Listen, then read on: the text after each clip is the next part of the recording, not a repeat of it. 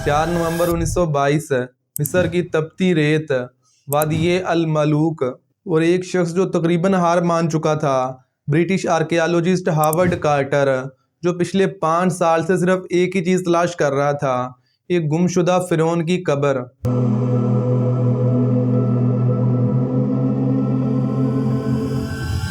लोग मुसलसल इसका मजाक उड़ा रहे थे। फंडिंग ख़त्म होने वाली थी और वो अपनी आखिरी खुदाई कर रहा था कि अचानक उसको नीचे एक सीढ़ी नज़र आई, और जब मज़ीद खुदाई की गई तो नीचे था एक मोहरबंद दरवाज़ा जिस पर शाही मोहर लगी हुई थी। जब कार्टर ने दरवाजे के अंदर एक सुराख करके अंदर देखने की कोशिश की तो कमरे में बहुत ज़्यादा अंधेरा था, और जब कार्टर ने एक मोमबत्ती अंदर करके देखने की कोशिश की तो इसके एक साथी ने पूछा क्या नज़र आ रहा है, तो इसने जवाब दिया हैरत अंगेज़ चीज़ें, और वो थी एक नौजवान फिरौन ट्यूटन खामन की कब्र। लेकिन इस डिस्कवरी के बाद कुछ अजीब हुआ। कब्र खुलने के सिर्फ 2 महीने के बाद ही कार्टर का सरप्रस्त यानी फंडर कार नारवन की पुरस्कार तरीके से मौत हो जाती है, और न्यूज़पेपर्स में इसके बारे में लिखा फिरौन की जादुई लानत ने अपना बदला ले लिया। तो अभी सवाल ये है, क्या वाकई उस कब्र में कुछ ऐसा था या फिर ये सब कुछ इत्तेफाक है? और असल सवाल आखिर उस कब्र में ऐसी क्या चीज़ थी जिसे पिछले हज़ारों सालों से महफूज रखा गया था? तो आज की इस वीडियो में हम इजिप्शियन ममीज़ का वो राज खोलने जा रहे हैं जो आपको फिल्मों में बताया नहीं जाता।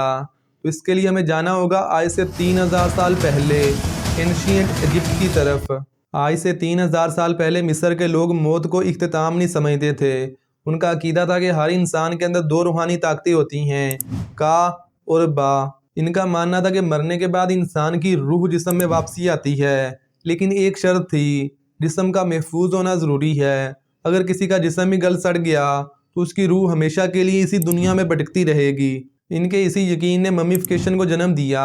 अभी आपने ये लफ्ज़ ममी किसी ना किसी मूवी या टीवी सीरियल के अंदर ज़रूर सुना होगा। इस ममी का मतलब होता है सूखी हुई लाश। अभी ये ममीफिकेशन कोई जादू नहीं था, ये एक मुकम्मल साइंसी और मजहबी प्रोसेस था। इनका मकसद ये होता था कि जब सैकड़ों सालों के बाद इनकी रूह वापस आए तो इनके जिस्म का सलामत होना ज़रूरी है। जब भी किसी इंसान के मरने के बाद उसकी मम्मी बनानी होती तो सबसे पहले उस इंसान की नाक में एक लंबी बारीक लोहे की सलाख डालकर उसके दिमाग को तोड़ा जाता, और गोश्त के छोटे छोटे लोथड़ों की सूरत में उसके पूरे दिमाग को नाक के ज़रिए से बाहर निकाल दिया जाता, और फिर इनके पेट पर एक चीरा लगाकर इनका जिगर, गुर्दे, फेफड़े, मैदा और आंतें भी जिस्म से बाहर निकाल ली जाती, और इन तमाम पार्ट्स को ख़ास बर्तनों में रखा जाता था जिन्हें उस दौर में कॉन्पिक जार्स कहा जाता था। लेकिन हैरानगी की बात यह है कि ये लोग दिल यानी कि हार्ट को जिस्म से बाहर नहीं निकालते थे, क्योंकि ये दिल को ही अकल और एहसासात का मरकज़ समझते थे।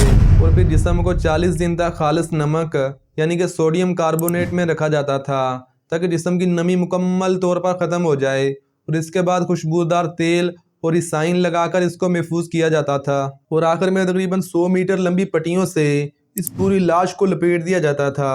ये पूरा प्रोसेस कंप्लीट होने में तकरीबन 70 दिन लगते थे। अभी इनका मकसद सिर्फ लाश को महफूज करना नहीं, इनके नज़दीक ये अब्दी ज़िंदगी की तैयारी थी।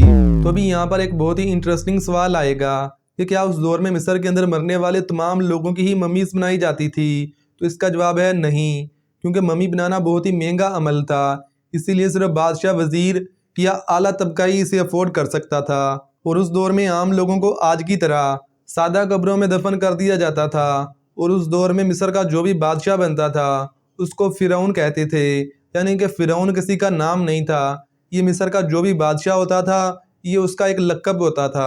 और फ़िरौन के लिए तो सोने के ताबूत, खजाने, हत्ता के गुलामों के मुजस्मे भी इनकी कब्र के अंदर रखे जाते थे ताकि बादशाह जब दोबारा ज़िंदा हो तो ये गुलाम इसकी खिदमत कर पाएँ।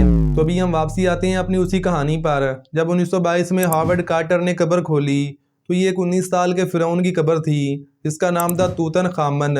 अभी इसकी मम्मी को 3 ताबूतों के अंदर रखा हुआ था, और हैरानगी की बात तो ये कि ऊपर वाले 2 ताबूत लकड़ी के बने हुए थे जिन पर सोने की एक बारीक तह चढ़ी हुई थी, जबकि अंदर वाला तीसरा ताबूत 110 किलो खालिस सोने से बना हुआ था जो कि अपनी नोयत का एक मुनफरद शाहकार था।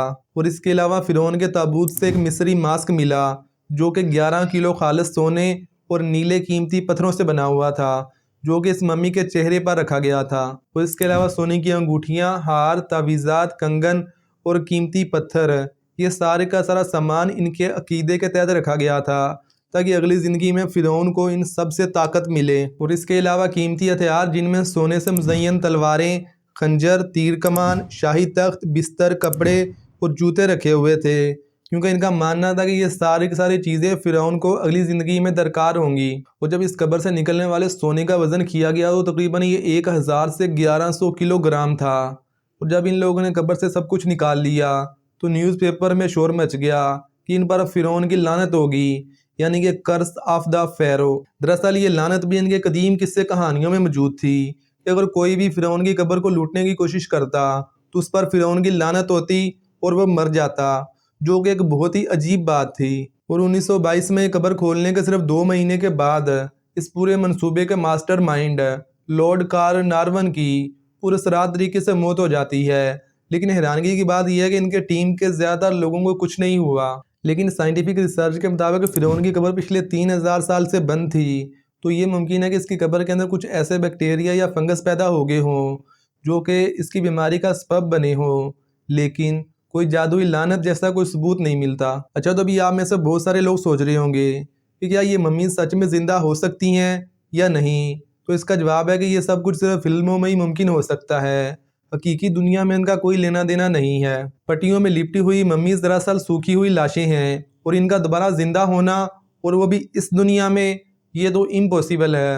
اور آج ان ممیز کا سی ٹی اسکین اور ڈی این اے ٹیسٹنگ کے ذریعے ہمیں پتہ چلتا ہے کہ کچھ فرعون ملیریا کا شکار تھے، کچھ کو قتل کیا گیا اور کچھ جینیاتی بیماریوں کی وجہ سے خود ہی مر گئے۔ آج قاہرہ کے ایجپشن میوزیم میں درجنوں ممیاں ہیں جو اپنے دور کے بڑے بڑے بادشاہ تھے، خود کو خدا سمجھنے لگ گئے تھے، آج بالکل خاموش ہیں، لیکن سائنس انہیں بولنے پر مجبور کر رہی ہے۔